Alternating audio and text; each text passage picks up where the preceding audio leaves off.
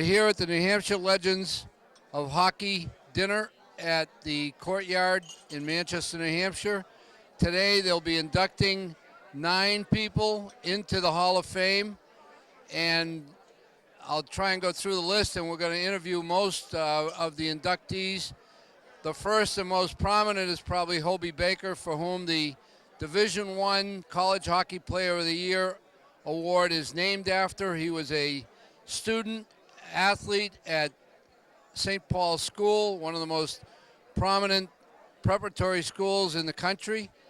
The second is, both have St. Paul's connections.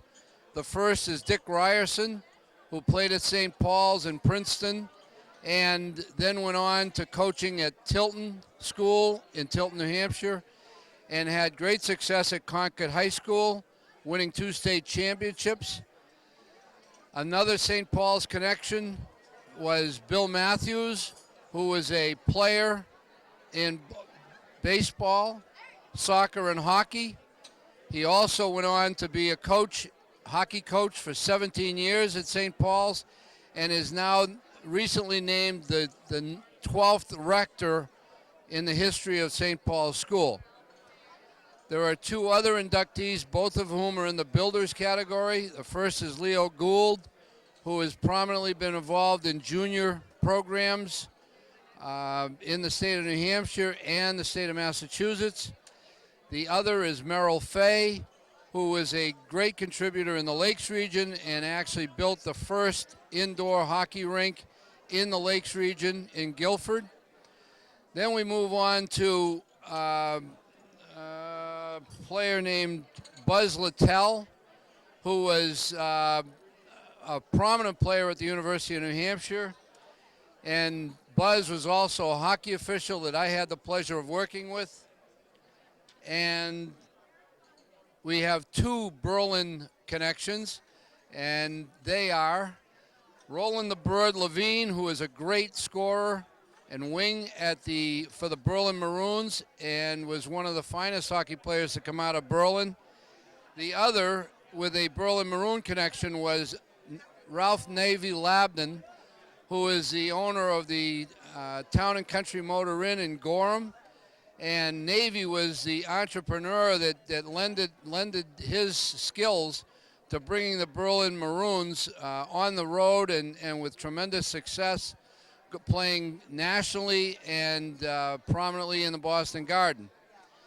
Lastly, but certainly not least, is Brian Stone, who is a Manchester native, played at Central High School, was a tremendous hockey player in the city of Manchester for Central.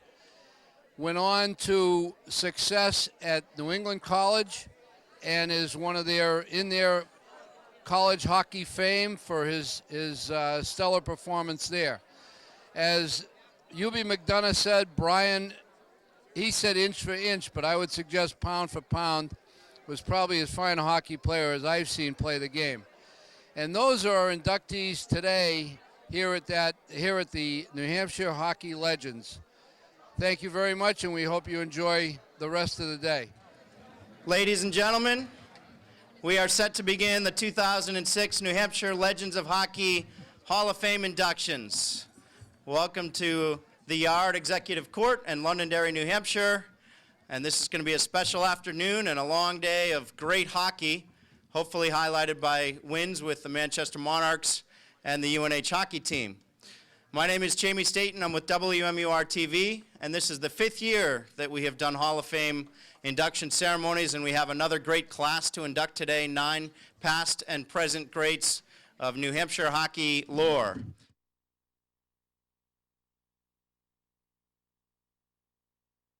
Thank you very much, Jamie. It's great to be here. And I want to congratulate the 9 winners who will be inducted into the Hall of Fame. Very special. I have been a hockey fan all of my life, and a player, or maybe now a quasi-player, and have coached as well. I think I've been in almost every single rink in New Hampshire many times. And I still play hockey, as Jamie said, in an older men's league. Coincidentally enough, we play at St. Paul's. And I'm told that although this has not been verified by historians, that I am the first hockey-playing governor in New Hampshire's history.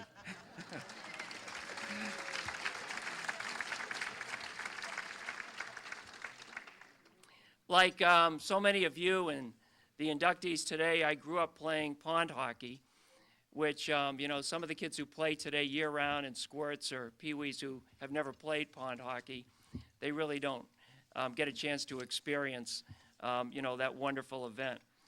The inductees here today have contributed so much to our state and so much to our country. Here today we have players and coaches, men who are instrumental in promoting youth, college, and professional hockey in our state, men who built rinks, both indoors and outdoors. From Berlin to Nashua, Rochester to the Lakes region, Manchester to Concord, Phillips Exeter to St. Paul's, our state is well represented. You know, New Hampshire is a state which cherishes its hockey. It's a big part of our history and a big part of our culture. And it's fitting that the greatest college hockey player in the nation is named after our own Hobie Baker.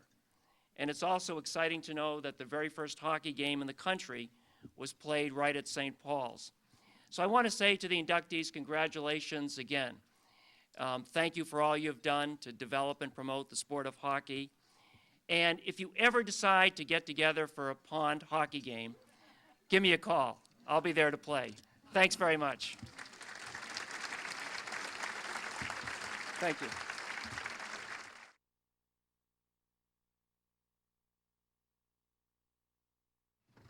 Thank you very much, Jamie. I appreciate it. I just wanted to make a couple of quick remarks. First of all, certainly thank you for coming here to Manchester to celebrate this really important event. I do also have, I happen to be talking to the Senate President this morning, and you know, if you may have been reading the papers about this education funding constitutional amendment thing, and my thought was, for those of you who are in favor of an amendment, if you add an amendment to that that says we have to cherish hockey and add that to the Constitution, he might be able to get that education amendment passed, because I know that hockey is certainly a pastime of not just this region but this state. So I'm certainly pleased to take part of this in this great program, and I'm looking forward to hearing the inductees and seeing the inductees. It's really a tremendous honor for me. So thank you very much for letting me take part in this, and I'm certainly pleased to support this effort. Thank you so much.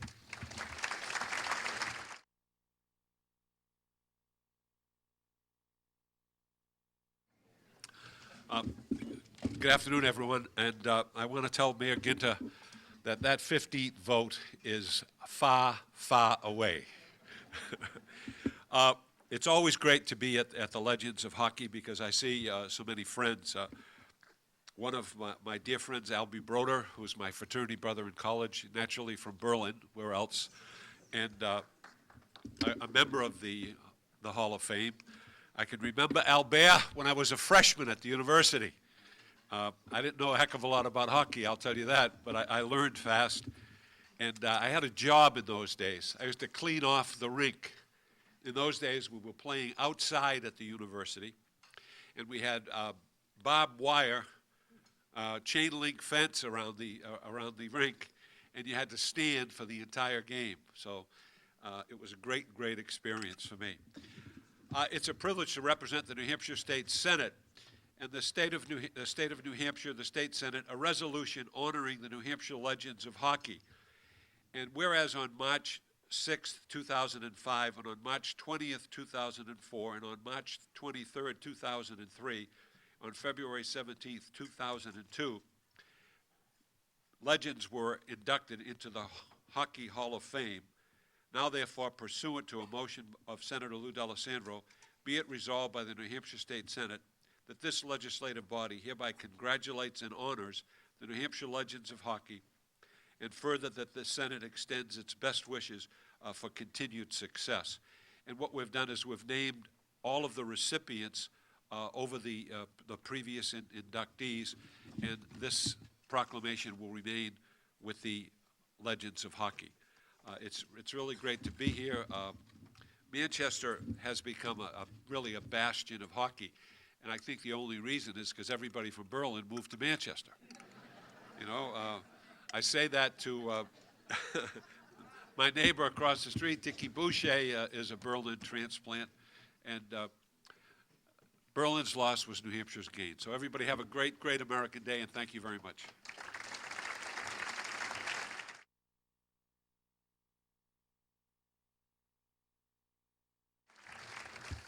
Thank you. I saw my name on the agenda here, and I'm not exactly sure why I'm on there. I think what they do is take last year's and kind of just copy it and go from there. And but I'm pleased to be up here. Speaking of pond hockey, the reference from Governor Lynch. I grew up in Memphis, Tennessee, hockey hotbed of the world. We too played pond hockey, of course. Several seasons lasted at least 3 or 4 or 5 days. We had a season or two canceled, similar to the NHL last year. Unfortunate circumstances. Ours weren't canceled due to labor disputes, but the pond didn't freeze. So, but I had to move up to New Hampshire and to find hockey and be around hockey, and what a great family it is.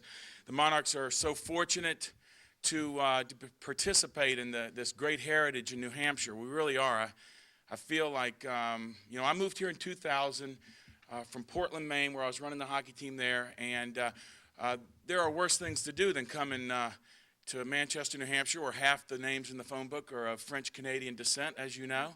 Run a hockey team in a gorgeous building. I feel like there's a sandbox. I just get to come in and play, and we really are fortunate. And a lot of our success, all of our success, is due to the great pioneers in this room and the tremendous history and heritage of hockey that's here in New Hampshire. And, you know, we're just so lucky and to have the French-Canadian culture. You know, they say hockey is war, and, you know, I think we finally found something, some kind of war that the French are good at.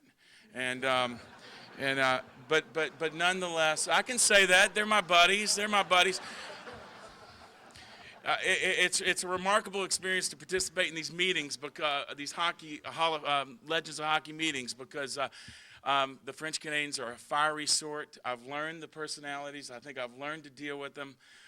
Basically hide, don't say anything, and let the dust settle. But it's a wonderful group. I really feel close to all of them, and I don't know that I've had much to do with the success. In fact, I want to shout out to Dick Boucher, who there's a little story in the booklet that we had lunch, and when I first came, and I really, you know, if you come and you're going to run a hockey team in Manchester, you go have lunch with the Franco-American Center. That just seems like something you do, right? So we go, we have lunch, and we're having lunch with Dick Boucher and Francois Elise, who was the executive director at the time, and the legend, you know, this Hockey Hall of Fame idea comes up, and the heart of this organization is right over there, and that's Dick Boucher. And we thank you, Dick, for being really the heart of this organization. And if Dick's the heart, Francoise Elise, who is not here, she moved to Massachusetts for a new job. Francoise was the soul, and she was really the backbone of getting this thing started. So if you see Francoise around, if you know her, thank her on behalf of everybody in the room for helping us. A couple more things. St. Paul's, what an awesome place. If you don't know, you should know it's the birthplace of American hockey. It's the site of the first hockey game played in the United States with rules. We've got some great old pictures of the ponds there. I've visited. Matt Soul, thank you so much for helping us. Bill Matthews, congratulations for your induction today. And we're honored. You know, this is the 5th year we've worn the Blackhawks, Manchester Blackhawks jersey. Second year we wore the Berlin Maroons, then we wore the Concord Budmen. Last year, the great institution of the University of New Hampshire. What's the score? Do you know? You haven't heard? 1-0, I guess. And this year we moved to St. Paul. So, and the players wear these jerseys. We'll be wearing these jerseys tonight. And usually I have in the past, I hope to tonight, to get the opportunity to go in and talk to the players, get my 1 or 2 minutes to tell them what the heck jersey are they wearing, because these guys are from like Moose Jaw, Saskatchewan. And, you know, and places I've never heard of, you know, Red Deer. They got odd names, but but they're good guys. They're from the farms of who knows where, and they don't really know. So I get to go and tell them and try to impress upon them, you know, the folks that have worn these jerseys proudly, and I think it really means something to them. And if anybody can remember Joe Roulier scoring in the last second of the game, who was there at that game with the Berlin Maroons jersey on? One of the awesome moments. Maybe we'll have that happen again. Congratulations to all the inductees tonight. Leo Gould, especially, I don't want to single too many out, but Leo's on our board. He's a great guy. He's a good friend. And I know he has quite a few people here today. Of course, Leo met one of the criteria for being in the Legends of Hockey Hall of Fame. If you don't know, of course, one is performing at an unusually high level as a player. Number two possible criteria would be make a significant contribution as a builder or an on-ice official. And, of course, the category in which Lou was able to qualify this year, he was able to sell 75 or more tickets to today's induction banquet. So we congratulate Leo for his tremendous accomplishment. And are you guys all over here somewhere? So thanks for allowing Leo to pass his 75 ticket mark and make the Legends of Hockey. So I'm gonna wrap it up by just saying, like I said, you know, Jamie was very kind. We get way too much credit for being involved in this thing. I think it's like a coach, you know, gets too much credit when you win and too much blame when you lose. And I don't deserve much credit at all for this thing. I'm just along for the ride. I sit on some boards. It's the most passionate group of people involved in any board by far that I'm involved with. And I love them, and I love their passion. They are tremendous people. So thanks to the sponsors, a couple of great hockey supporters for a long, long time. Anheuser-Busch of Wholesalers in New Hampshire and Corvo Routhier. Thanks to them. And thank you guys for coming, and I hope to see you at the rink tonight where we get another win on New Hampshire Legends of Hockey Day at Verizon Wireless Arena. So thank you very much.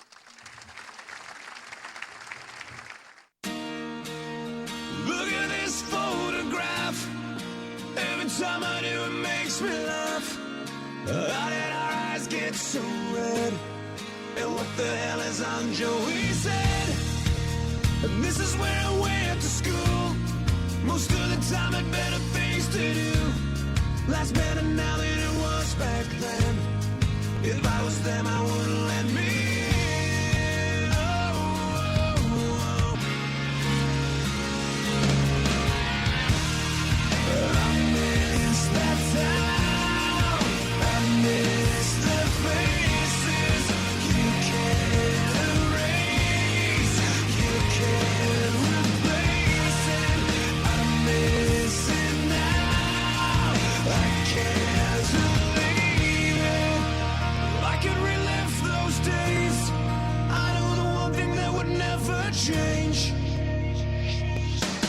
Every memory of looking out the back door. I have a photo album spread out on my bedroom floor. It's hard to say it, hard to say it.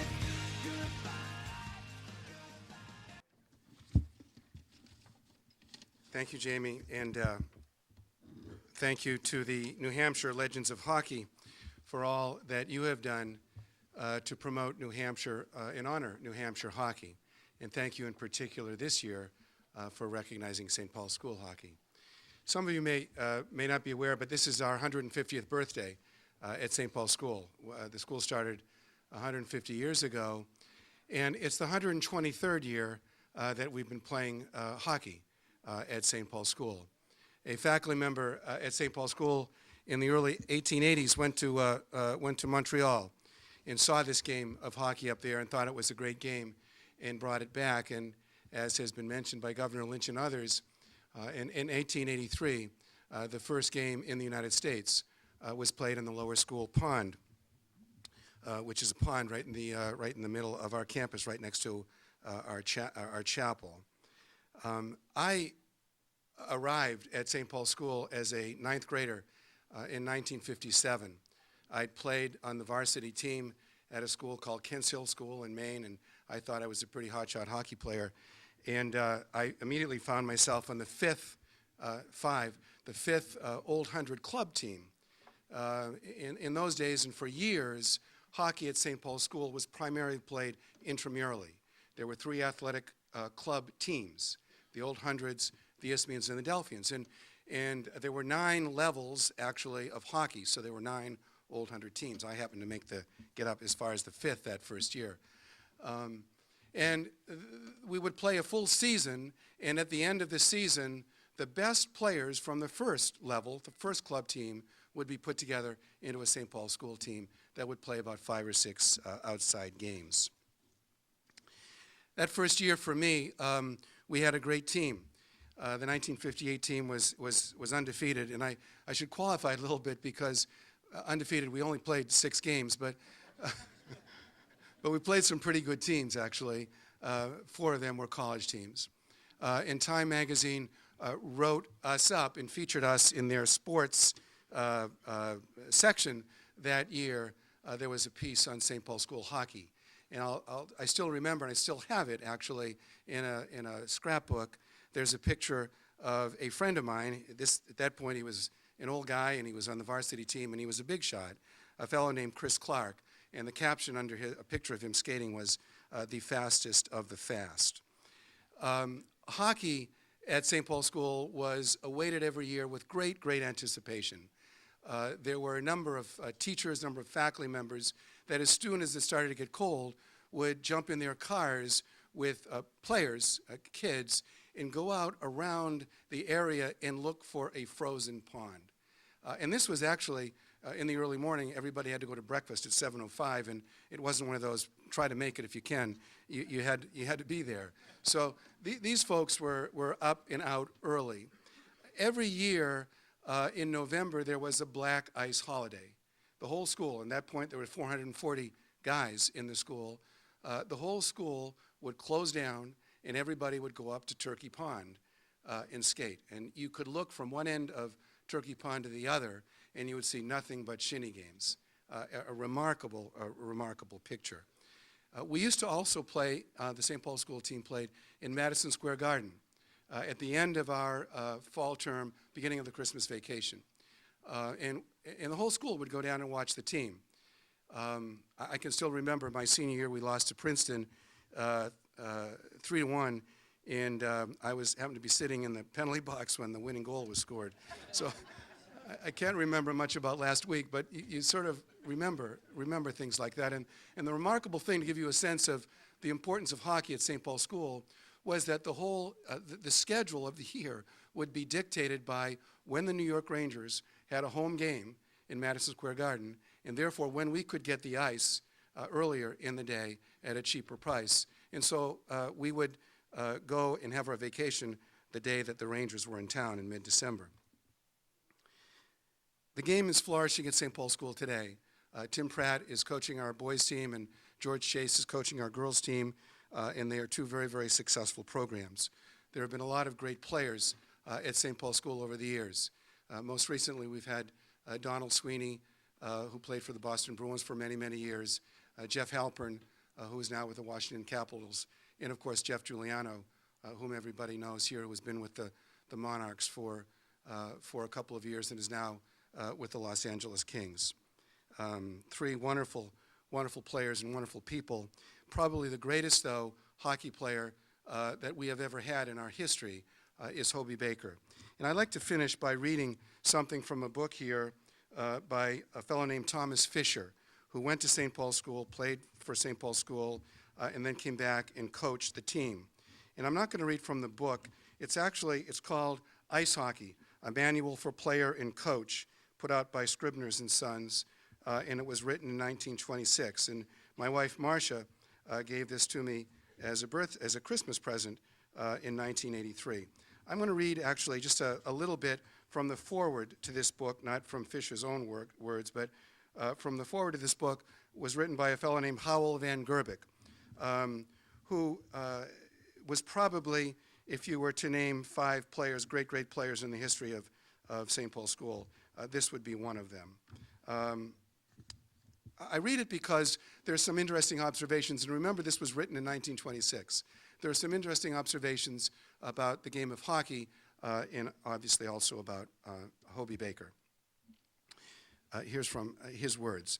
The following manual comes at a time that could not be more opportune. Ice hockey has been made a major sport at our most prominent universities. One of the best equipped rinks in the world has been built in New York City. Amateur and professional teams have been separately organized, and last but not least, Canada has admitted several of our teams to membership in the select circle of the Ontario Hockey Association, which has the fastest hockey played. In the wake of such sudden expansion, nothing is needed more than just such an authoritative guide as Mr. Fisher has compiled. There is no need for me to go into the details of the game itself. The author has done that to the full. There are, however, two very important points that I should like to emphasize. Mr. Fisher has dedicated his book to Hobey Baker. To one who has played hockey, who has mingled with both players and fans, and who fully realizes what precarious days the game is passing through. The dedication strikes the very heart and soul of the game's future. There is no better barometer than the esteem or the condemnation of the loyal fans. They are quick to praise and equally quick to condemn. In the long run, any sport will live or fall according to their decision. Thus, when Hobey used to play, the admissions would be sold out weeks in advance. In late years, however, there have been any number of good seats that could be bought up to and during game time. There is one answer. The fair-minded fan wants the clean, hard Hobey Baker hockey, which based its appeal to popularity on skill and sportsmanship. The present tendency toward a too frequent use of the body has been condemned. It requires little skill and in like degree commands a correspondingly small amount of interest and admiration. I'll finish with just this last paragraph. He jumps from a few other things to this. And it's interesting because what he is suggesting actually obviously has come to pass. Only last year, a prize fund was established in Canada, the object being to bestow some suitable emblem or cup on the cleanest player of the year. I hope that someone will establish some such prize in the United States, and thus show that we too are alive to the fact that the game must revert to its former condition and continue as a test of skill and brains. Coming as it does from a man who was head coach at St. Paul's School, where Hobey Baker got his start, this book should prove invaluable to those who are interested in the game of ice hockey, end quote. So thank you very much today, New Hampshire Legends of Hockey, for recognizing Hobey Baker and for recognizing St. Paul's School hockey. It was a privilege for me to wear not this shirt, but a similar shirt that had St. Paul's School name on the front of it, and it was a great privilege for me to coach hundreds of players that did the same thing. Thank you.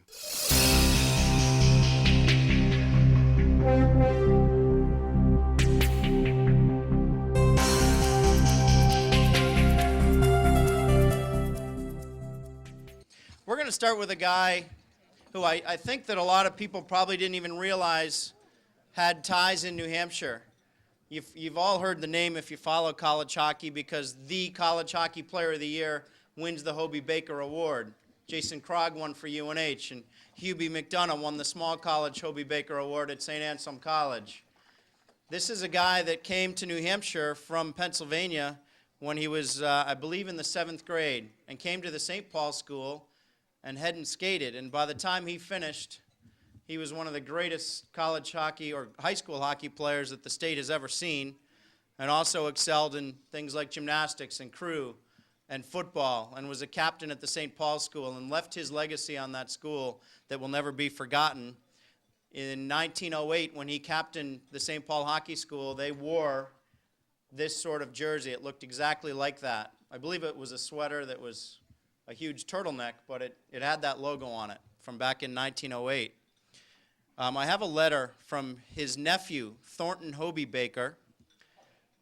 His name was Thornton Baker, I believe, and he changed it to Hobey Baker, the nephew of Hobey Baker.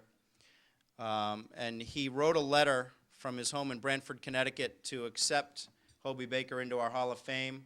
He said, in memory of my beloved uncle, Hobey Baker, I'm honored to have been asked to write a few words in recollection of appreciation for his inspiring life. He was a natural athlete, wonderfully coordinated, able to go up and down a flight of stairs standing on his hands.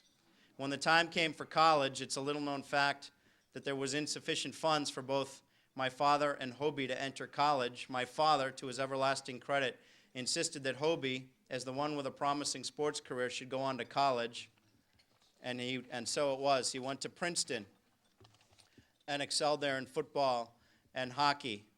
And after going to Princeton, he went on and served in the Lafayette Escadrille Flying Unit in World War I.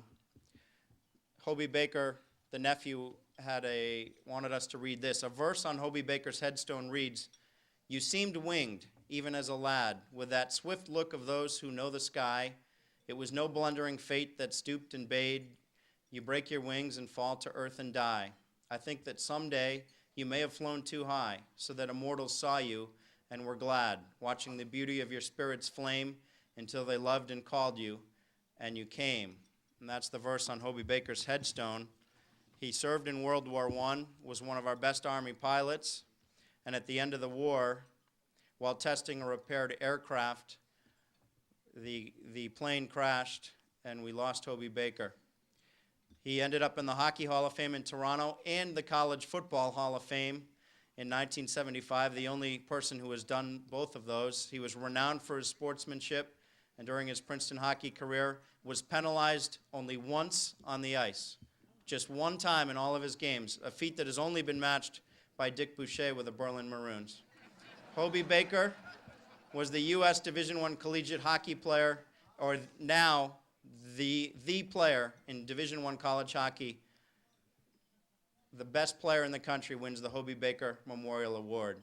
So no one is here to accept for Hobie, so let's just have a moment where we officially recognize Hobie Baker into the New Hampshire Legends Hockey Hall of Fame.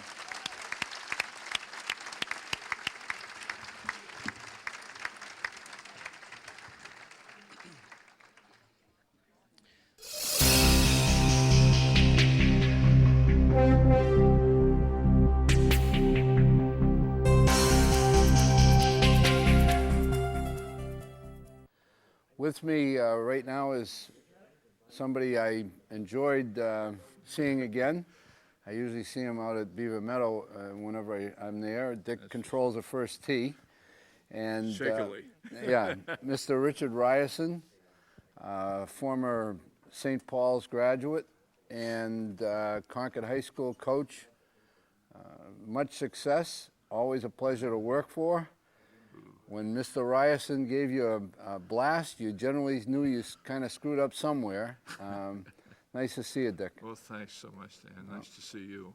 I hope I didn't blast too often. That was all. I'm a little worried about that. No, that's never a problem. In the hockey world, you know, this is really fitting, Dick, that you get honored along with St. Paul's, with the great traditions at St. Paul's, and in fact the traditions that you started at Concord High, because they've had great success from the time you were there and Duncan Walsh coming forward. Well, it's a great thrill for me, I'll tell you, Dan. I never expected something like this. I was in Florida when Jimmy called me, and I thought he was looking for a golf game or maybe a bed for the night, but certainly not this. Yeah. Well, why don't you speak to what it was like, because you coached other places before you went to Concord, and from the time you got out of school and so on. Well, my first coaching experience was in Berkshire School up in Sheffield, Massachusetts. And that was on outdoor rinks. We didn't have any artificial ice or anything like that. And then I came to Tilton in 1958. That wasn't artificial either. No, that wasn't artificial, as you well know. I certainly do.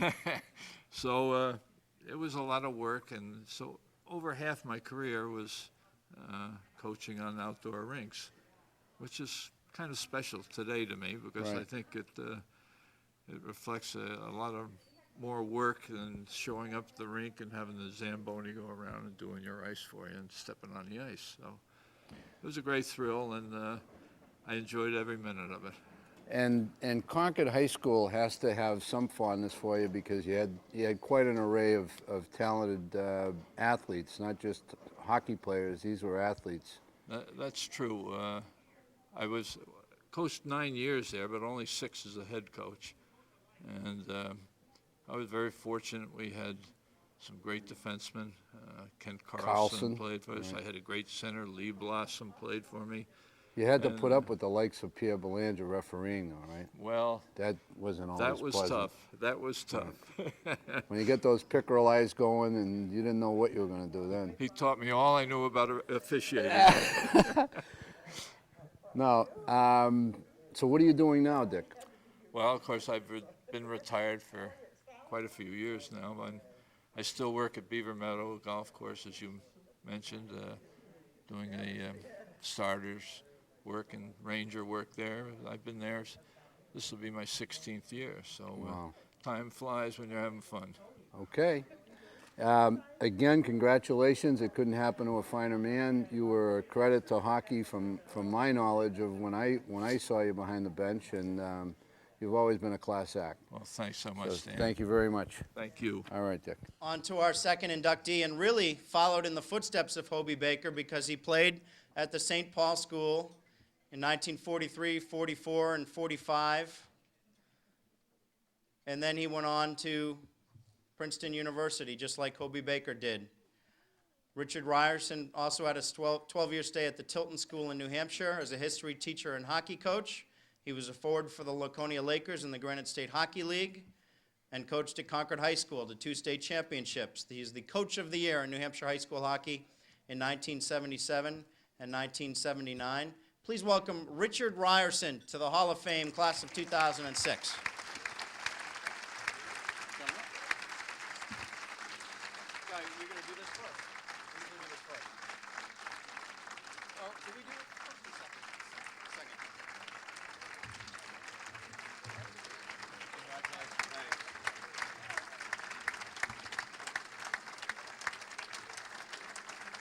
Thank you very much.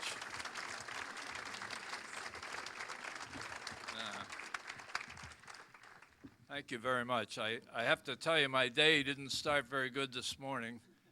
I was shaving at home, cut myself, obviously, and I was bleeding profusely. And all I could think of was the day that Willie Bebo knocked my teeth out playing with the Granite State Hockey League. Well, things have gone a little better since then. When I left Florida, which was just this past week, the temperatures were in nice 80s and it was sunny, and I was great days for playing golf. But so it was something special that brought me back here to New Hampshire. And this truly is a special thing for Dick Ryerson. I wanted to thank the board of directors for this honor. And what an honor to go in with these other inductees today, those that have entered in the past, and of course Buzz Littell and Hobie Baker. I think coaching is a reflection of other coaches that you've played for or worked with over the years, and I know that's true in my case. When I went to St. Paul's School, I wasn't like Bill. I didn't make the 5th team. I made the 8th team. Well, now you figure it out. The 8th team with 3 clubs playing 8 teams. So either I was on the 22nd, 23rd, or 24th team. I'm not sure which. But it was a great experience for me at St. Paul's. And from the coaches there, I had never played any organized sports, period. There was no youth hockey where I came from in New Jersey. There was no Pop Warner football, Little League baseball. We just formed a team in school, and then we went and played other schools and probably didn't even have a coach. So the impression that St. Paul's made on me was one that certainly helped me in my coaching in later years. I know the coaches I had there emphasized, and I mean emphasized, team play and position play, and we worked on the breakout day after day after day, and I can remember it vividly. And I think that was one of the things when I was coaching, I think some of my players would say, we worked on that every day, because it it was my contention that the longest day in hockey is when you can't get the puck out of your own zone. And so we worked on it and worked on it. I'll never forget in 1958, I met Charlie Holt up at Northwood School in Lake Placid, New York. We took a football team from Tilton up there, and Charlie and I were talking the night before the game. And he said, Dick, you know what I do? He says, I always take my best hockey player and I put him back at defense, and I work from there. Well, as I reflect on my coaching, I think the years we had probably the most success was when we had great defensemen. At Tilton, I was fortunate to have Dick Green play for me, who was later a All-American at BU. At Concord, I had Kent Carlson play for me, who later played in the National Hockey League. And when you think about it, I think Charlie did pretty well too when he had Carl Langway playing at UNH. So I always remembered that, and I think it was a great help to me. One of my coaches at Princeton was an innovator. His name was Dick Vaughn, and he always tried new things. And I tried to do that when I coached, whether it was a breakout or whether it was when we were a man short or whatever it happened to be. So, you know, these people played an important role in what you do as a hockey coach. I worked at a number of hockey schools here in the state, primarily, I suppose, the one at Exeter Academy, where I think I coached for probably over 10 years anyway. And just rubbing elbows with those coaches and talking to them at night, you had to benefit from that association. As a matter of fact, I even learned something about officiating. We had to officiate the final games on the last day of the camp when they had the playoffs. All the coaches did the officiating. Well, I had as a roommate for over 10 years, Pierre Belanger. Pierre got me through it. I was never a good hockey official. I don't claim to be that, certainly. But I think from that time on, having suffered through that, I realized the great job they do. And that made me far more appreciative of what they did in the game when they were refereeing my games. I'll be very brief. One last thing. The memory that I have, one of the greatest memories, didn't come from a hockey coach. It came from a professor that I had at Wesleyan University. I was a little older when I went to Wesleyan, and I was struggling.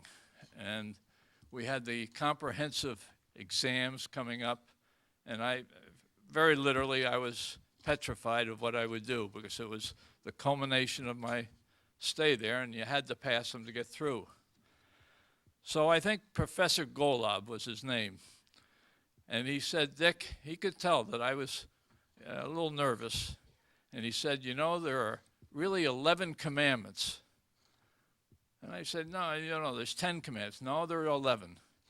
So I asked the obvious question, what is that 11th commandment? And he told me, he said, thou shalt not take thyself nor life too damn seriously. Well, I hope I didn't, and I hope I never do. And one last, I'd be very negligent if I didn't thank my family for all their patience, understanding when I was coaching, because there was a lot of time involved, and they always supported me. Thank you very much for this honor.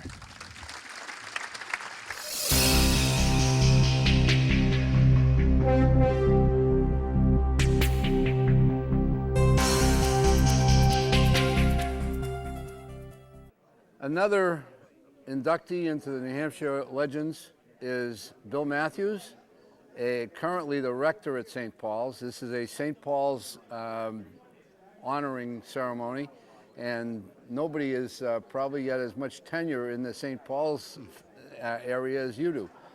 Nice to see you. Thanks, Dan. It's Well-deserved honor. It's a pleasure and an honor to be here and pleasure and an honor for St. Paul School to be recognized today. Why don't you take us through your cliff notes of your history with St. Paul's? I know you were one of their better athletes, you were a coach, and so on. Sure. I arrived in 1957 as a ninth grader and graduated in 61, played soccer and hockey and baseball there, and then went on to Bowdoin College and played football and hockey and baseball there. Came back in 1966 to teach and to coach, and I thought I'd be there for a few years, and 40 years later, here I am. It's been a great run. I love the school. I particularly love the hockey and in coaching so many great players that I've been able to Why don't do. you just tick off a couple, because they're not Sure. people that people don't know. Yeah. Well, you know, early on, New Hampshire kids were an important part of St. Paul School hockey, and guys like Tommy Paincho, who was my first captain, and Rich Ryerson, and Johnny Marchand, and Matt Soul, and Carl Lovejoy, and then some more New Hampshire guys in the mid-'80s, early '80s, Donnie Williamson from Manchester, and Jeff Leonard and John Lindbergh, and Dave Ross and Artie Langley, and then most recently, I should say in the late 90s, guys like Corey Joe Feisick and Mark Bozek and Jeff Giuliano. So we've had some great players there, and it's been great to be able to coach them. And when did you become the rector? Which is quite an honored position. Well, that's up there. Thank you. I was asked to be the interim rector, headmaster, last summer, and so I spent the first half of this year serving as an interim on an interim basis, and then the board asked me this January to take on the job permanently, and so I've really been doing it only for 9 months or so, and that's been great fun as well. Well, just for some of the people, I think most people have heard to some degree about St. Paul School, but it clearly is one of the most prestigious preparatory schools in the country, and that's an honor in and of itself. But you were recognized today for your accomplishments with the help you provided hockey in New Hampshire, and from my personal standpoint, you're well deserving of the honor. You were a very well, your teams were disciplined. I don't think they got that on their own, and you've had much success, and congratulations. Thank you, Dan. It's a pleasure to be here. I'm grateful to the New Hampshire Legends of Hockey for recognizing St. Paul's School Hockey and for giving me this great honor today. Thanks a lot. Thank you, Bill. Thank you. Nice to see you. On to another St. Paul School connection. Bill Matthews graduated in 1961 from St. Paul's, where he played varsity hockey, soccer, and baseball. Took over as the head coach of the St. Paul's School and was on the bench for 17 seasons. That started in 1973. He served as a teacher, coach, and administrator for 40 years at St. Paul's, where he is still there today as the 12th rector or head of the St. Paul's School. Please welcome Bill Matthews to the class of 2006.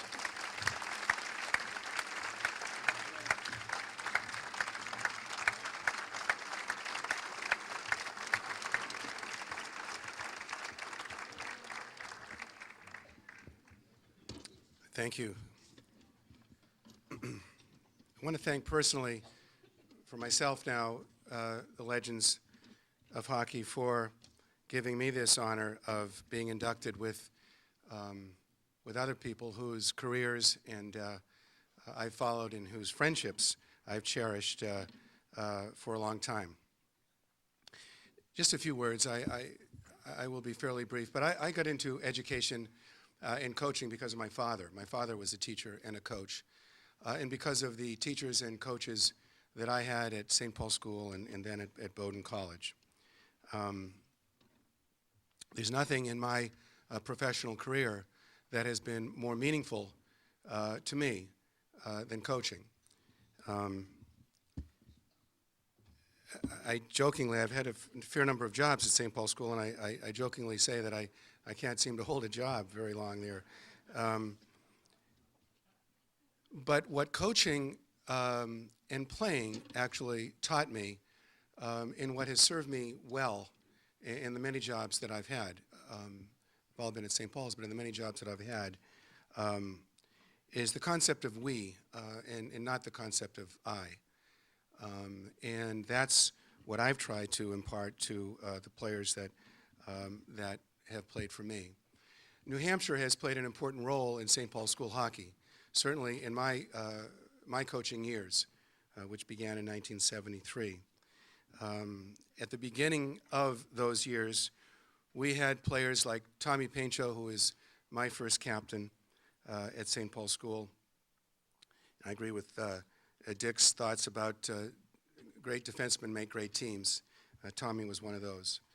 And Rich Ryerson and Matt Soul and Carl Lovejoy and Johnny Marchand. Then in the middle years when I was coaching in the early 80s, New Hampshire names like Donnie Williamson, the son of Don Williamson, who was honored here a couple of years ago, John Lindbergh, Jeff Leonard, Artie Langley, David Ross, and most recently in the late 90s by names like Corey Joe Feisick and Mark Bozick and of course Jeff Giuliano. I know I've forgotten a lot of New Hampshire names and I apologize for that, but New Hampshire has played an important part, obviously not only in the school of St. Paul's, but in the game of hockey there. It's been great fun for me. Two groups, I guess you could call them groups, two groups that I'd like to say thank you to. The coaches that I've coached with in hockey and whose friendship has meant a lot to me. Matt Soul, Bob Polisi, Ray Letourneau, Fred Quiscard, and Jimmy Hayes. The last person that I'd like to say thank you to is, as Dick did, my family and my three sons, and particularly my wife, Marcia. Marcia came to this marriage without a lot of experience with or love for competitive athletics. And she's gotten a fairly heavy dose of it with three sons ever since that. And she has been enormously supportive. And when I was down at St. Sebastian's or Belmont Hill or Thayer Academy, she would be in Berlin or Lewiston or Tingsboro or some other great hockey city with our three sons. So thank you, Marcia, for your support, and thank you, New Hampshire Legends, for this honor today.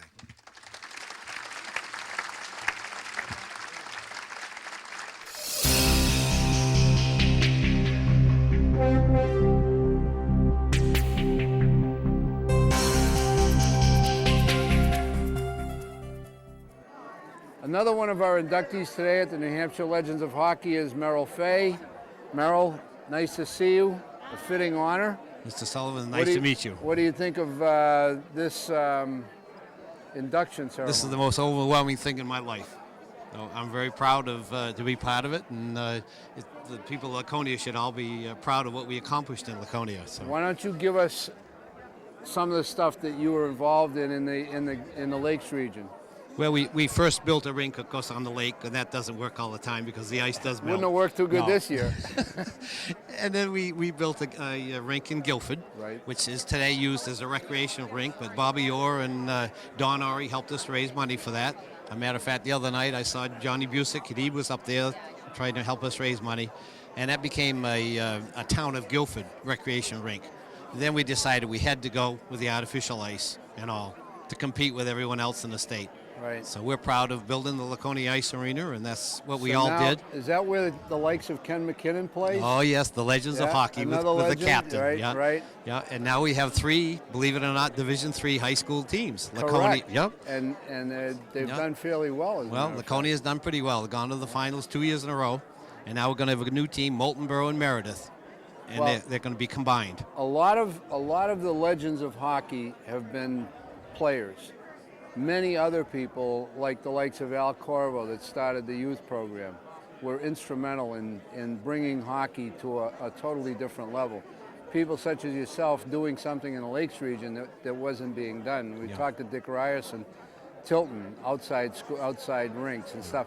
And that made it very, very difficult to schedule, and you know, people show up and the ice is melting, or it's absolutely too cold to even feel your hands. Doesn't work. So people like yourself have been a tremendous asset to New Hampshire hockey, and you're to be commended. Well, I thank you, but the people in Laconia are all proud of what they've done too. It takes somebody to make the wheel move. Yeah. And thank you very much for your efforts on behalf of New Hampshire hockey. You're truly deserving of the award, and have a good day. Mr. Sullivan, I'm proud to be here. Thank you very much. Right. Our next Hall of Fame inductee goes in as what we term a builder, and literally, if you look on your program under Merrill Fay, he's got a shovel and a hard hat, so that wasn't too hard to figure out, I guess. Born in Concord, New Hampshire, and an all-star at Spalding High School in basketball and football, and selected to the National Honor Society. He's been instrumental in building rinks around New Hampshire, built the first rink at Guilford at Varney Point, even purchased a Zamboni from the Nashua Ice Palace for it. How many people here can say they've purchased a Zamboni? That is pretty cool. That'd be the top line of my resume. He also helped build the Laconia Ice Arena, and his son, Will Fay, is the owner of the Laconia Leafs hockey team. We're very, very fortunate to have Merrill Fay here today because just a couple weeks ago, he was out on Lake Winnipesaukee and his tractor fell through the ice. Nothing runs like a John Deere unless it's Merrill Fay trying to get off the ice. Welcome to the New Hampshire Legends of Hockey Hall of Fame, a great guy, Merrill Fay.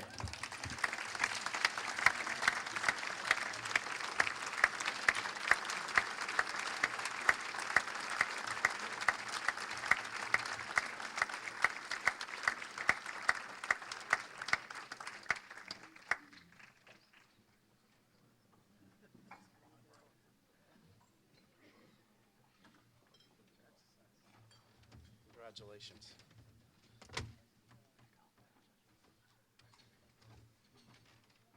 Thank you, Jamie. I really am humbled when I listen to the coaches and the players because I never played hockey. And I just enjoy people skate. And I really am humbled by the people from New Hampshire who have done so much for hockey and gone so far. I've heard the name of Huey McDonough for all these years, and the two Huey McDonoughs, and I revere them, I think. Jamie, you mentioned about me speeding on Lake Winnipesaukee. I wish I could get Lou to back a speed limit on the lake, but I can't seem to. He doesn't want to do that. Now, my two stepdaughters came today thinking they'd see the players from St. Paul's School, the hockey team, but they're still looking for them.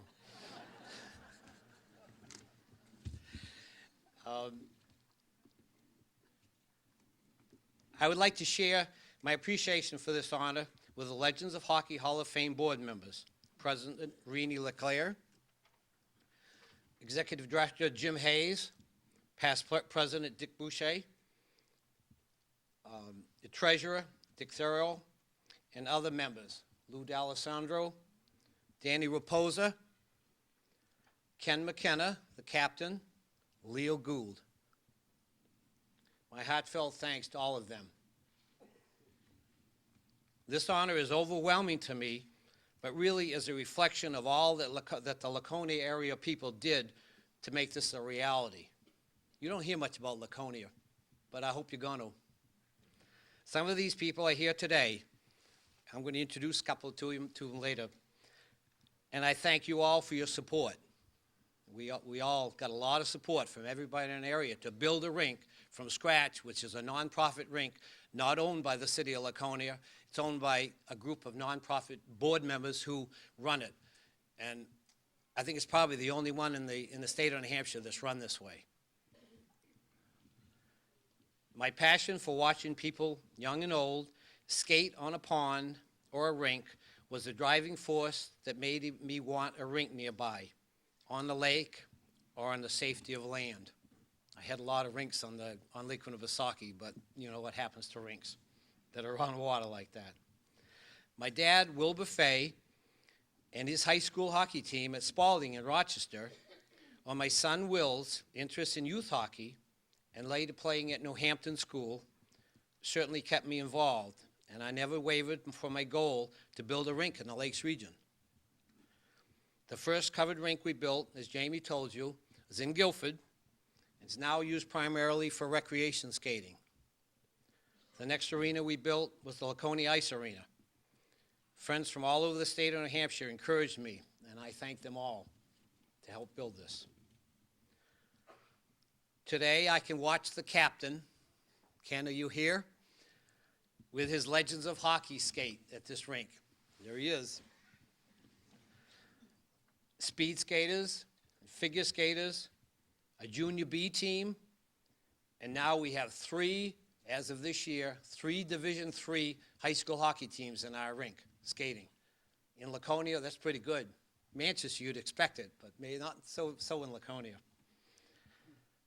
We've come a long way since 1948, when the first Laconia city teams played. One of the members of the city team gave me this shirt the other day, 1948. And then later, what they did is they were in the Granite State Hockey League, and Ken McKenna was the president of the Granite State Hockey League, and they won that. And here's the picture of Ken, who's here in this room today, handing the trophy out to the fellow who gave me this shirt and another fellow. Those pictures are going to go in your Hall of Fame, and so the other thing too. But I would be remiss if I didn't mention some of the players that were involved. A fellow by the name of Jerry LaPointe, Al LaCroix, John Richardson, Peanut and Paul Lemire. Peanut and Paul Lemire came to see me the other day, and you were talking about hockey memorabilia. Peanut had a bag this big, and he had a handle on it, and that was all his hockey equipment from 1948. It was all in that little bag. The helmet was about this big. I couldn't believe it, but that's going to be part of your museum too.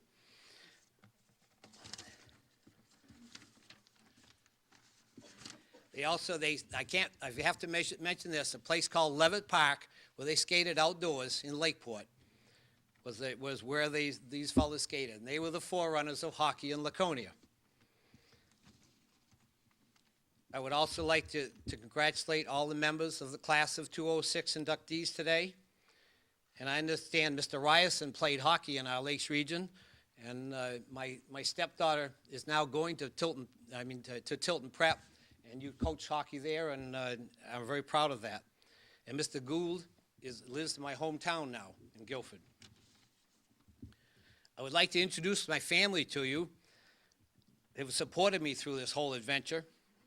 My wife, Beth, and her two daughters, my stepdaughters, Gwen. They're looking for the boys from St. Paul's School. And then I got a Tampa Bay Lightning fan over here from Tampa Bay, Suzanne.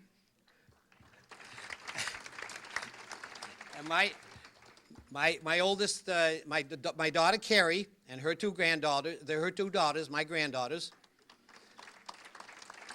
And my oldest boy Jeff and his wife Pam, and Stephen and Lillian, my two granddaughters, and my grandson.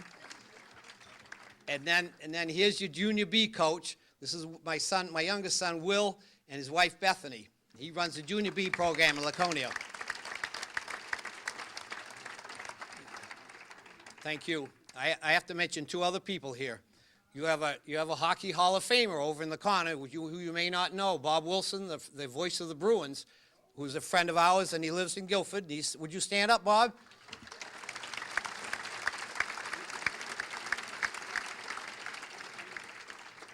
And I have to introduce you to Michael Bodnar, who's from the Czech Republic, who now is the coach of the Guilford Belmont hockey team.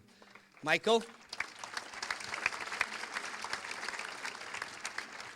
went to Plymouth State, graduated after playing 4 years there, and now he's come to work for me. Thank you all, and the best for hockey in New Hampshire. Thank you, Jamie.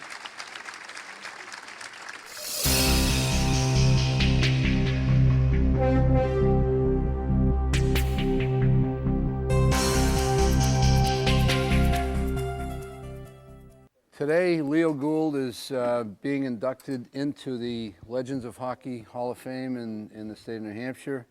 Congratulations, Leo. Thank you very much. It's a great honor to be inducted into the New Hampshire Legends of Hockey Hall of Fame.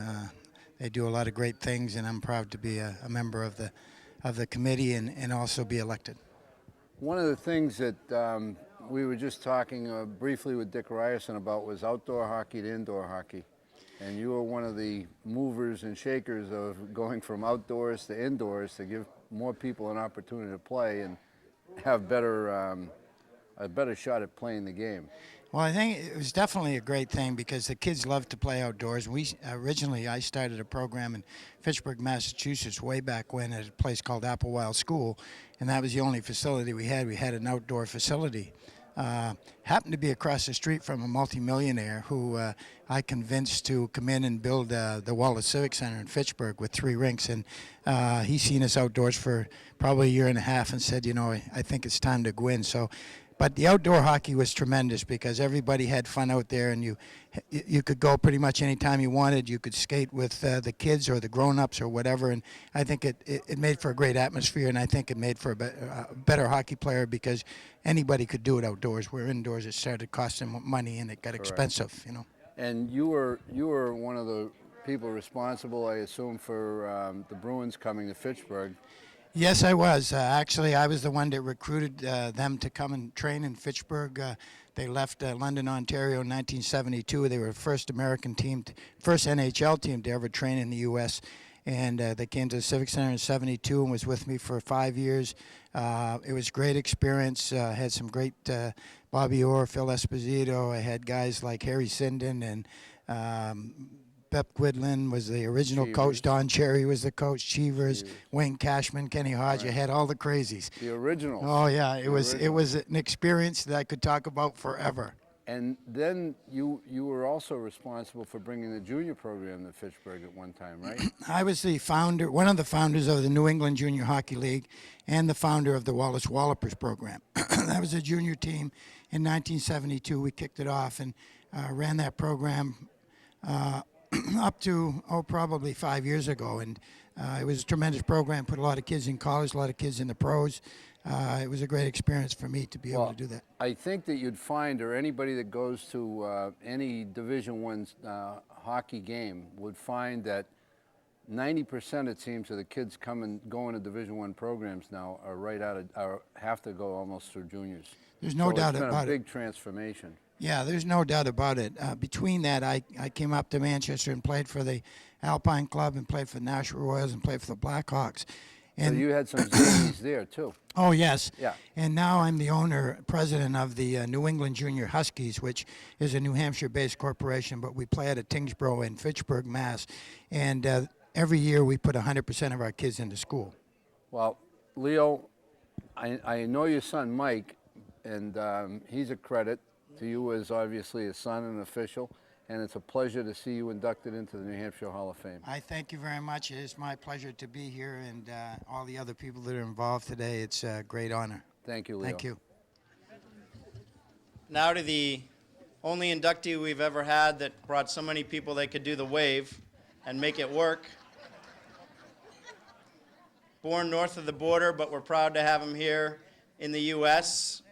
He is just such a phenomenal backer and builder of hockey and programs and youth hockey, in particular in New Hampshire and Massachusetts, that it's just too many accomplishments to list. A few of them are that he was a pretty good player too, played for the Manchester Alpine and the Granite State Hockey League and then the Nashua Royals. 1966, opened a rink. He went to referee school. Never really heard too much about how that worked out for you.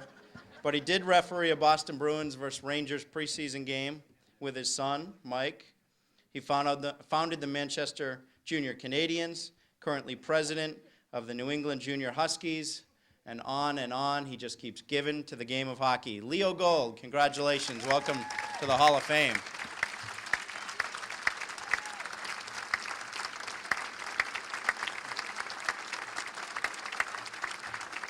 Congratulations.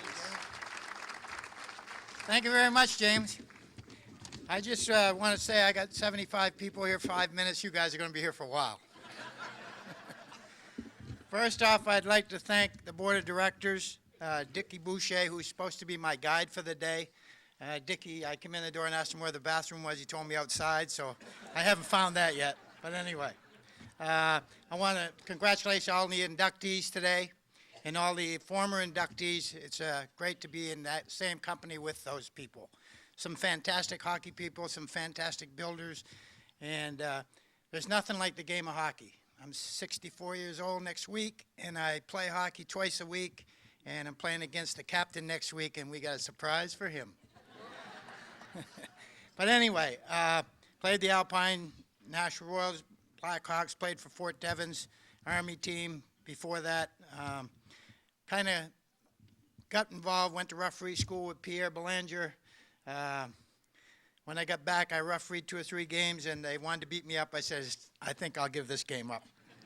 So I stopped refereeing. No, I did a little bit, but my son's taken over that part of the game. Anyway, I started junior teams back in 1972 and was a founder of the New England Junior Hockey League with about 10 teams. And it was a very great success. The team is called the Wallace Wallopers. We played out of Fitchburg, Mass. And went on from there and formed the Junior Canadians, the Lowell Junior Lock Monsters, which isn't a very good word in this room. But we were a part of that group. And then I took over the Huskies. The Huskies used to be the Tingsboro Nashua Huskies, and they used to play against us in the New England Junior Hockey League way back when. And when I moved to Nashua and bought my company, the team was in disarray, and I got a call and said, can you come and straighten this mess out? So I took it over with a 5-year plan, and I've been at it 10 years, and the plan is going forward. We have 2 teams now. We have an A team, well, you can't call it A, major team, and a B team. And we've been very successful at what we do best. We're a nonprofit corporation, and our structure is to put kids in school. We've put 100% of our kids in school over the last 4 years, and that's what we strive to do. Doesn't matter where they go to school, it's what they do with it when they get there, and that's our motto. I started youth hockey, outdoor rink way back in Fitchburg in 1958, 59, skating out on a rink at a place called Applewild School, pretty much the same as Laconia. And it was a great experience for all the kids that we had there and the fun that those kids had.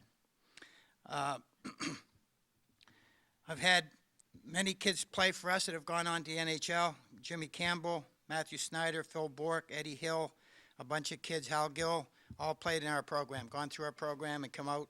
And our goal isn't to get them in the NHL. It's a bonus when they get there. And we're proud to have that accomplishment behind us and to see those guys getting involved and helping out in hockey. I guess the greatest experience for me in hockey has been the last couple of years. I've been fortunate enough to have guys that played for me 30 years ago that have brought their kids to play for us.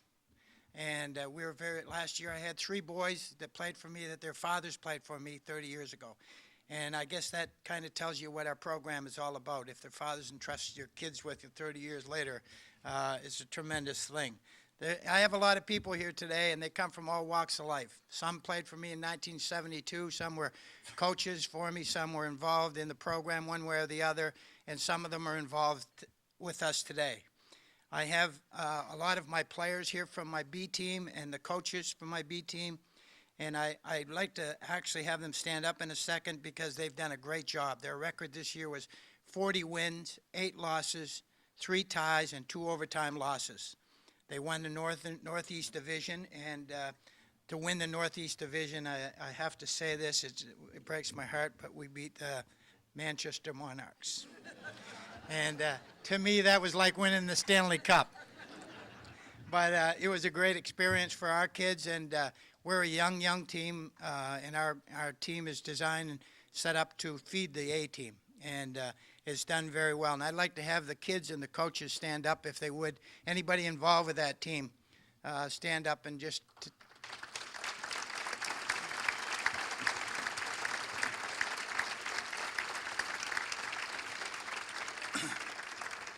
Their accomplishments are phenomenal. The coaches did an unbelievable job with them, and I'll tell you, it's just fun to go to the rink every day and watch these kids develop and see them get better every day and go forward. But the most important thing that we try to teach is not just the game of hockey. You can't wear your hat backwards. You can't wear earrings. You can't have a cell phone in the locker room. We want them, when they leave our program, we want them to be better young men, better citizens, and we want them to help kids around the rink. If they're walking around the rink and they see a mother that's got a little 5-year-old that's never seen a pair of skates before and she's trying to help them put it on, stop and help them put them skates on. Show her how it's done. Pat the kid on the head when you go by him because he's looking up to you. And those are the kind of things that we want to do. We want them, when they leave our program and when they go out in the real world or go on to college, that they're not going to sit on the bench, that they're going to play hockey and they're going to be upbeat citizens. And when they come back, maybe I won't see them for 30 years. I got a guy here today, Chucky Pappas. He flew in from Cleveland, Ohio. He played for me in 1972. I hadn't seen Chucky in probably 20 years. Chucky, I'd like to have you stand up. And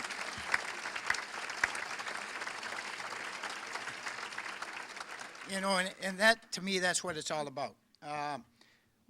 Some of my coaches couldn't be here today, but the ones that are here, John Gardner, who just stood up, and his brother Jason, Chuck Barney, my board of directors and staff, Jack Callahan, Mike Cancelleri, Deb Madden, Rick Leavenworth, and Donna Conley. I'd like to have them stand up because without them, I wouldn't be anything.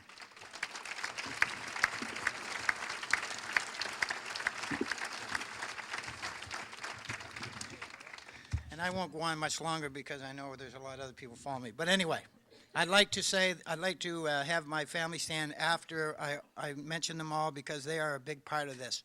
My son Mike and his wife Mary Ellen, their children Ashley, Matt, and Nick. And without Mike, this wouldn't have happened. There wouldn't be 75 people here. Another person, Deb Madden, who really helped Mike put this together, get all these people here. And we were looking for 125, so I'm kind of disappointed. But anyway, my son Brian and Jody and their children, Cameron, Peyton, and Kirsten.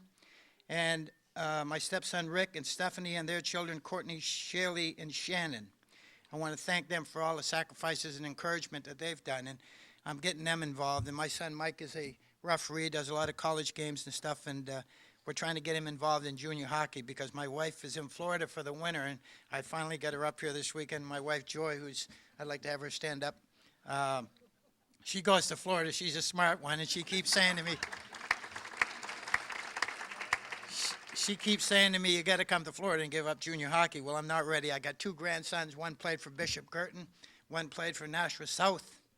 And hopefully I'll have them on my team someday. And I guess when they're gone, I will give up the game and let hopefully my kids take it over. Last but not least, I want to say a little story about when I ran the Bruins training camp for 5 years. And I had Bob Wilson is a real good friend. We used to go way back. And I had the real greats. I had Bobby Orr, Phil Esposito, Kenny Hodge, all the crazies. Stan Jonathan, Winsink, you name it, I had him. And I had Bep Whitland. I talked them into coming to U.S. to train. They always trained. Every NHL team trained in Canada. I talked the Bruins and Harry Sinden into coming to Fitchburg with me, and they trained. They were there for 5 years. Came in 72. Bep Whitland was the coached for 2 years, did an okay job, won the Stanley Cup, and then Don Sherry came aboard.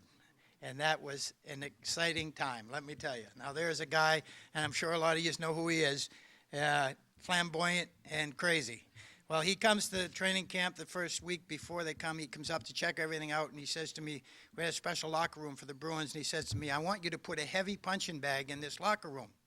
He says, Winsink loves to punch the bag in the morning before he goes out in the ice and at the end of the day. And I said, well, I guess I can do that, but I'm going to have to drill in the ceiling. And I put this thing up. It weighed about 100 pounds and put it in the training room. And lo and behold, they come to training camp and everybody's working out. And, of course, Winsink's the only guy that's in there pounding on the bag. Well, Wayne Cashman, being as crazy as he was, he said, boys, all the rookies come aboard. And, of course, when you're a rookie playing in the NHL, there's kind of a crazy thing. You're scared to death, and you don't know what's going to happen, and you're ready to play, and you want to make the big time, and you're going to do everything they tell you to do. Well, Cashman pulls all the rookies aside, and he said, look, if you want to impress Don Sherry, you guys come in here a half an hour before you're supposed to be here and punch on that punching bag. So he tells me, he says, geez, Sherry wants him to punch the bag. You have to open up a little early. So I open up, and they'd have practice like at 8:30 in the morning, so I'd get there about 6, and all the rookies would be there. And they'd come in, and they'd beat on that bag for like 25, 35 minutes. And they did that for about 4 days. All of a sudden, I hear Sherry hollering, hey, Gooley, come over here. So he calls me over, and I go down and says, what's the matter? He says, you've been taking them rookies out to the nightclubs at night? I said, no, what are you talking about? Christ, they got no energy, he says. Them guys can't skate. I said, what do you mean they can't skate? He said, look at them. He said, they're half dead. I said, well, you better talk to Cashman. He's the guy who told him to punch on that bag. So Cash got in a little trouble with that one. And, you know, it's always funny how you do something to somebody and something happens to you. Well, Cash, of course, when he played hockey, he always took out his false teeth and put them in a cup. So he puts them in a cup up over his locker. We had a beautiful locker room for him. And I don't know if it was were you, Bob, or I don't know who it was, but anyway, they were cleaning up that morning. They took all the cups and everything, threw them out, never looked in the cup. Cashman's false teeth were in the cup, and the cup got dumped in the dumpster, and the dumpster got dumped. So poor Cash, he's without teeth, and he's got to go to a wedding on Saturday. I said, well, you know, they see you on TV, you're not going to look much different than you did on TV. But anyway, we had a set of teeth made for him, and we got him to that wedding. But I want to thank everybody. I think it's a great honor, and there's nothing like a hockey player. And the governor, is the governor still here? Oh, that's too bad, because I'm a Republican, but I vote for him because I'm a hockey player. Thank you very much.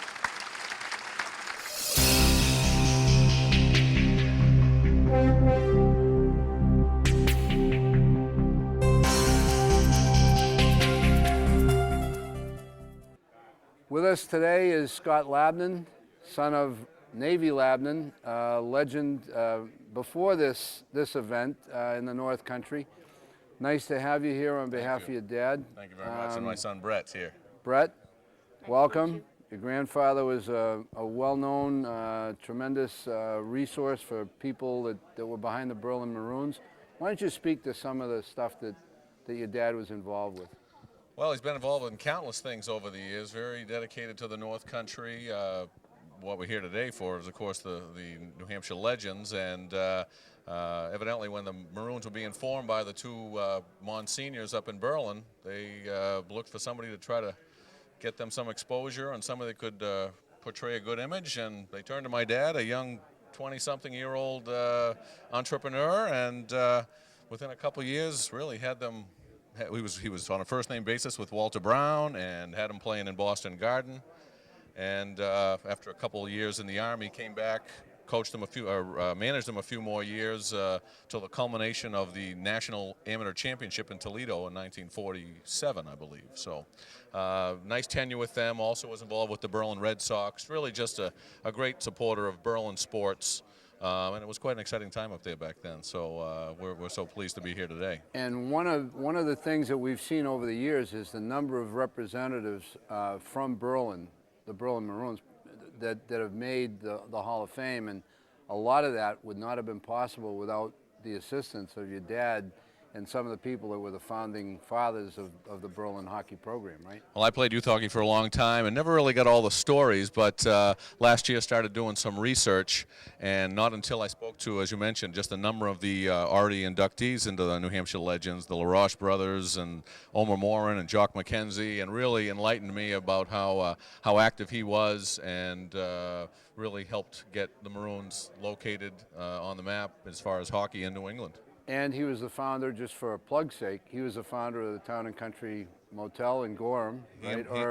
He and my mom and another couple thought a nice place in the North Country would be good, and it was a little clubhouse owned by the paper mill. It was the clubhouse of the golf course. Right. Almost across 50. the street. This year's our 50th anniversary, and we're plugging along, doing well, and very fortunate to still be part of the North Country. Well, your dad was a tremendous asset to hockey in the state of New Hampshire, and well deserving of the hockey legend nomination. So thank you very much. Thank Brett. you very much. Thank you. Nice to meet you. Thank you, Scott. My pleasure. Thanks. All right. Thanks so much. We now enter the Berlin zone. Welcome to Hockeytown, USA. I've discovered I grew up in New Hampshire, and I've worked at Channel 9 for 8 years now, and I'm fairly confident in saying there is no team in the history of New Hampshire sports, in any sport, that quite comes close to matching the greatness and tradition and history of the Berlin Maroons. And we're going to honor one of the general managers of that great franchise, Ralph Navy Labnan, who was born in Berlin in 1920, became general manager of the Maroons from 38 to 42, was the New England champions and runner-ups in the national championships. He was named the Sportsman of the Year by the Athletic Booster Club. He had this team practicing and playing at the Boston Garden. He took the Berlin Maroons off the ice to a whole new level, and here to induct his father into the Hall of Fame is Scott Labnan.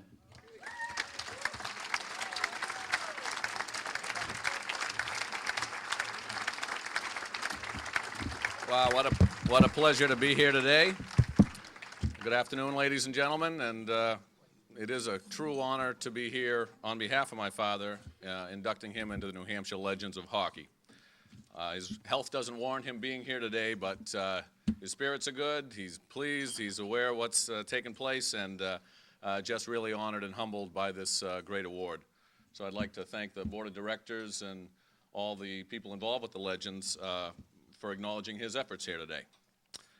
And as Jamie kind of took a little bit of my speech away, he's right, though. The roots and importance of hockey in Berlin is quite amazing in today's day and age. And Navy's efforts really were instrumental in helping build Berlin, the Berlin Maroons, and helping Berlin to become what is now known as Hockeytown, USA. In 1938, when the Maroons were getting started, two other Hall of Famers, Monsignor Bousquet and Lozier, turned to him and asked him to see if he could help promote and lead the newly formed team. And soon enough, they had gained fame throughout New England. He did take a few years off during the war, but came back with his promotional and savvy skills and helped lead the Maroons to a title game in Toledo, Ohio in 1947. Prior to that, he was playing in the Boston Garden and really became good friends with Walter Brown and a number of other great hockey legends. One particular story that really he told us quite often was they were going to be playing in Boston Garden for the 1947 New England Championship. And prior to heading out of Berlin, Monsignor Bousquet told my father to expect a couple special players to be arriving at the Boston Garden. My father had no idea what to expect, so soon enough these two fellas show up and they don't even know how to pronounce my father's name. And soon enough when they get on the ice, I guess to maybe fake a few people out, they were holding onto the boards, and my father's looking at Al Adams saying, "What the heck is this? What's going on here? These guys don't even know what to do." But soon enough when they got on the ice, they were skating circles around everybody, and they win their first game. The next day, after a night, they were staying at the Bradford Hotel. Al Adams and my father are rooming together. Comes a knock on the door, and it's Milt Schmidt, the former Bruin, who is now the coach of the Bruins. Well, he's interested in meeting these two guys, and Navy being the quick thinker that he is, he said, well, first off, they're out for breakfast right now, but we can't distract them with you coming here and talking to them, so we'll put you off until later in the tournament. He never did get to speak to those two guys again. He told Milt Schmidt that one was going to be going in the Army the following week, and the other was going to be going to Canada to become a priest in the next month. Well, to make a long story short, the one who was going to become a priest, one by the name of Gil Doobie, was playing for the Canadians the following year. I guess he played about 11 years in the NHL. So that was one of the many stories. It was quite a special time, I imagine, back then with the newly formed team and traveling all over. Navy support continued for many years, even through today. He was a loyal supporter of Berlin Youth Hockey, Berlin High School, Notre Dame, although all my family went to Berlin High, the Junior Maroons, and even today he still sponsors youth hockey and some men's recreational teams. So this is quite a pleasure for us to be here today. I have a number of our family here supporting us, and Navy's had many successes in his lifetimes. Jamie did mention he was a Small Business Person of the Year. He was a state candlepin bowling champ. He's been the Innkeeper of the Year, Berlin Sportsman of the Year, and we're so proud to now have him linked to hockey and the history of hockey in New Hampshire. We feel it's a real testament to his dedication and commitment. And with all the names and faces I see here, especially all the Berlin people already inducted, really a great class, and we're so happy to have him be part of that group. So thank you very much, and cheers to Navy.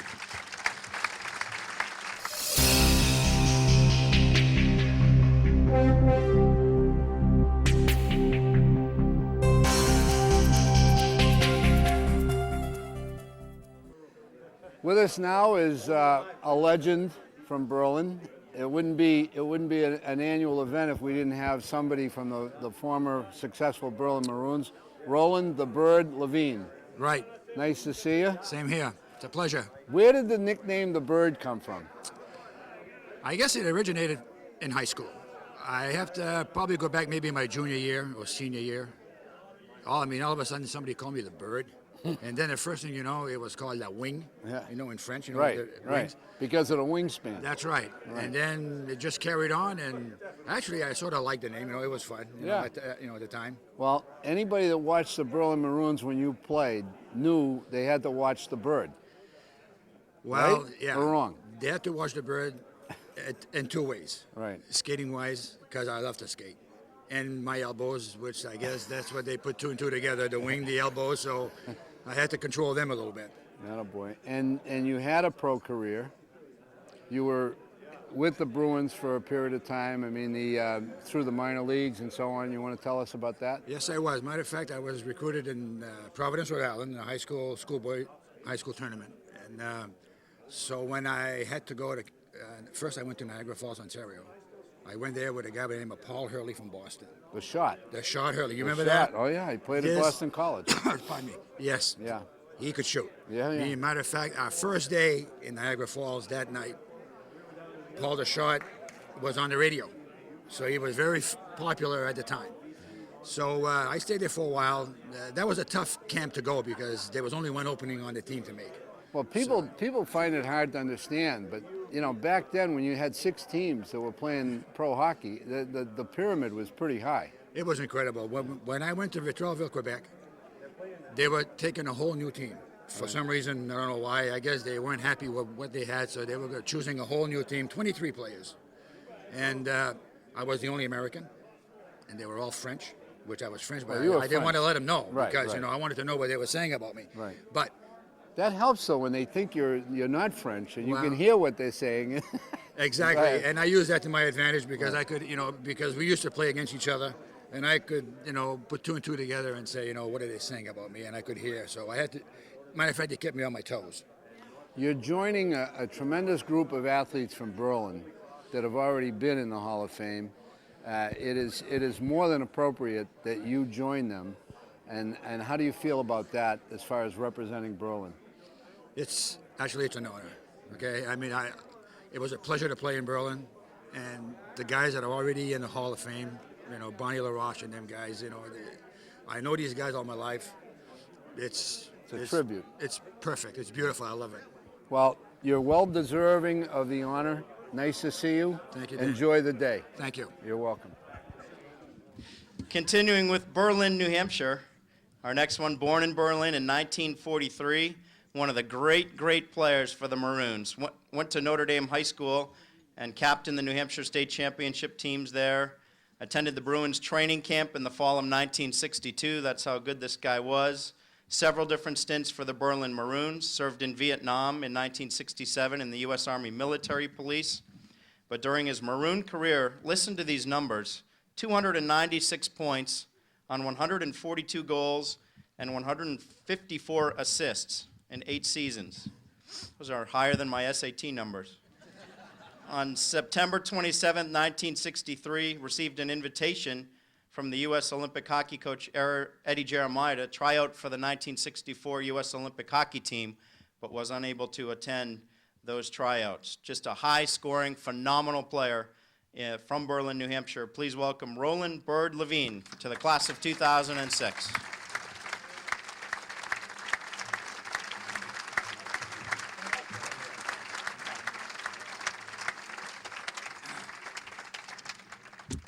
Good afternoon. This is going to be brief.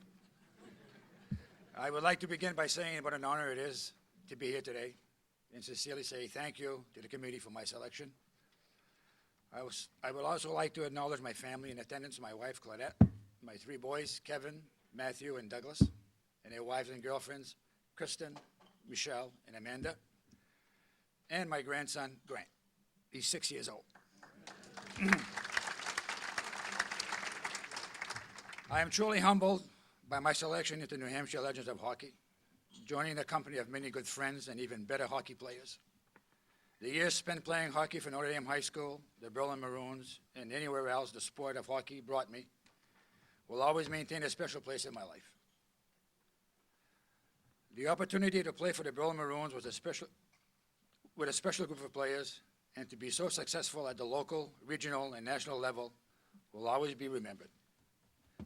I feel very blessed to have been part of teams that have made the legacy of Berlin hockey that it is today.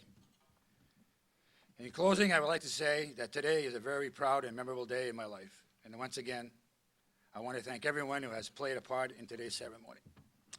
So thank you again, and good luck.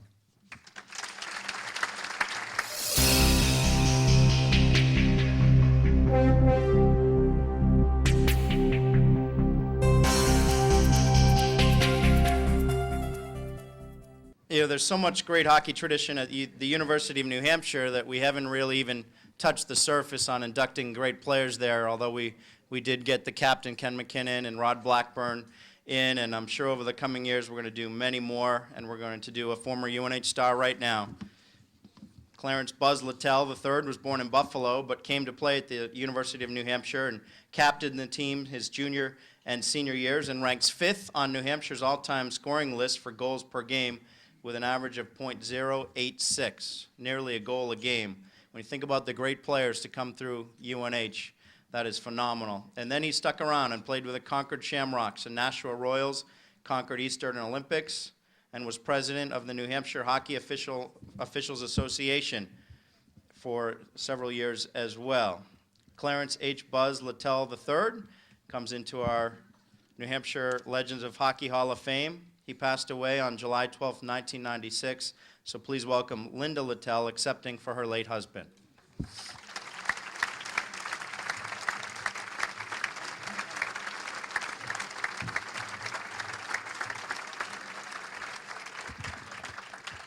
Thank you. I wish Buzz could be here today to accept this, but I'm very pleased to accept it for him. And I really want to thank the New Hampshire Legends of Hockey for this honor, and especially to Jim Hayes and Ken McKinnon for all their help. Thank you.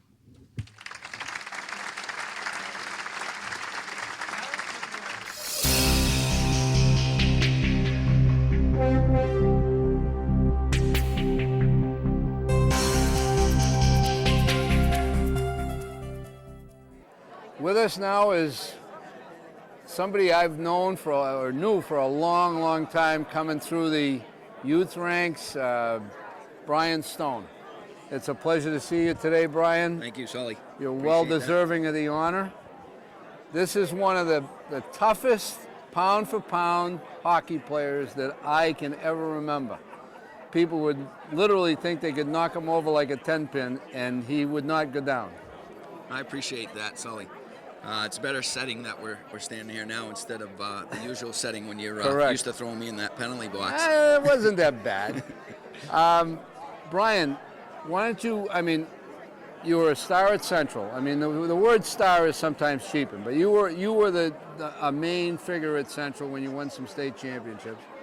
You were a big part of New England College's success as far as where they were and where they went to. How did that feel as a kid growing up, coming through the whole Manchester youth hockey system? It's a great dedication, honor to. It felt wonderful. I mean, it's all from hard work, as you know, in training, and only playing college hockey down the street was even better. You know, playing against the likes of Hubie McDonough III, Hovey Baker Award winner, and it's just a great feeling all around to be one of the better players. And you're still living in the Manchester area, I am, you yes, said, sir. right? Yep. And how do you see hockey as far as where it was when you were playing it, and all the opportunities that seem to be out there now for kids? There's a huge amount of opportunities. I mean, the youth hockey programs are growing everywhere in the city and the suburbs. You know, with the Avalanche and the Monarchs. And now the junior Monarchs. It's a great opportunity for the kids that don't want to go straight to college or secondary school Right. to We were talking to continue. Leo Gould about that. The junior programs have really blossomed. Oh, absolutely. It gives you a couple added years to grow Mature. and then fit right in where you should at the college level, you know. Now, I would be remiss, okay, if I didn't mention your folks, because I remember Stanley and Celia, all right, were at, I think, every game that their kids ever played. Absolutely. Fair or unfair? Oh, that's fair. All right. You know, with two older brothers, myself all playing hockey at the same time. I mean, one parent was on one side of the state, and the other one was on the other. but they're always around the rinks. And Celia, all right, again, if I didn't say this, Celia would probably give me a cuffing, but Celia was tough on referees. Oh, absolutely. Is that fair to say? Oh, yeah. Okay. She never missed a call in her life. All right. And Celia used to ring a cowbell on goals. So Celia definitely was part of the Stone landscape, right? Absolutely. So I think it was a great hockey family. You're a great representative of the legends of New Hampshire hockey legends. Much success. Thank you very much, And it was sir. a pleasure watching you Appreciate it. grow up and become the man that you are. Thank you very much. Thank you. We have a player from Manchester, New Hampshire, Brian Stone. Played 4 seasons at Manchester Central High School, led the team in scoring 3 straight years. In his junior and senior years, he was named to the All-State team, scored an astounding 216 points with 90 goals and 126 assists for an average of 3+ points per game. I was reading his bio that you can also read here, and I was trying to figure out if that was from his 3 years at Central or if that was 1 year. I'm guessing 1 year, but he can clear that up for us. 90 goals, 126 assists. Phenomenal. Went on to play at New England College, captained the Pilgrims his junior and senior years. He's in the New England College Athletic Hall of Fame and the Queen City Hall of Fame. And before we induct Brian, you're going to love this, I'm sure, Brian. Hubie McDonough wanted me to read a couple quotes from the newspaper that he found from the mid-1980s. Brian, not known for his physical stature, apparently from these quotes, it says, the little, and I do mean little, Greens, Brian Stone, parentheses, he's no taller than the net, with his skates on, struck for the first of 3 goals. Again, this is Hubie McDonough. You can thank him when you come up. Another quote, Brian Stone, a player who, inch for inch, may be the best in New Hampshire. And senior captain Brian Stone, who was on the ice almost as much as the officials. So you have the first person to thank when you come up, Brian, and that's Hubie. Brian Stone into the New Hampshire Legends of Hockey Hall of Fame.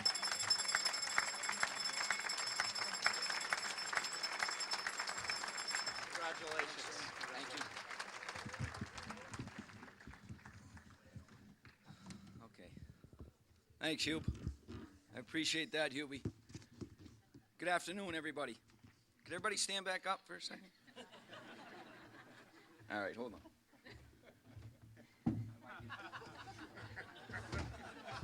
Is that better? I was thinking of that for a long time there. I guess I'll beat all the hecklers, too. I am standing up here. And no, my relative isn't Tattoo.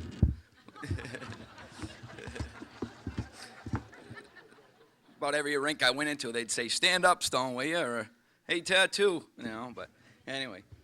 I want to offer congratulations to all the past and present Hall of Famers. And thank you for the Board of Directors for having us all here today. Great job you do. And all of us will continue to support you. I freely admit I'm very excited to be recognized. I admit to that I feel proud today. I have only to look at the other winners, though, and immediately I am humbled. When I see their names and achievements, I am simply a dwarf, no point intended, amidst giants. Nonetheless, I accept with deep gratitude this award. I accept it, though, not only on my behalf, but also on the behalf of the greatest sport I love. To have been chosen is, of course, a wonderful privilege, but it is also a privilege that belongs to others as well as to me.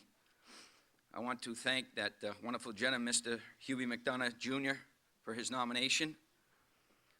I want to thank his 2 sons, Hubie III and Kyle, for showing me the real passion of the game of hockey.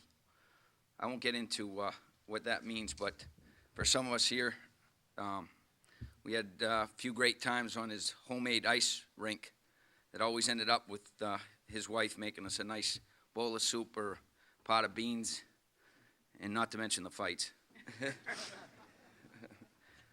I want to thank a past coach in Mr. Wally Tafe for his guidance. And of course, I want to thank all my former teammates, the ones that made this all possible.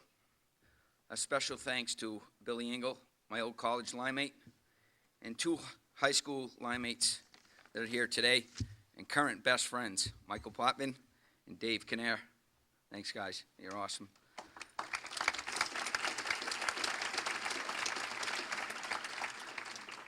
I want to thank my wife and beautiful daughter, Hannah. Wait a minute, that didn't sound right, did it? Hold on. I want to thank my wife and beautiful daughter. I want to thank my beautiful wife and beautiful daughter, Hannah. I love you too.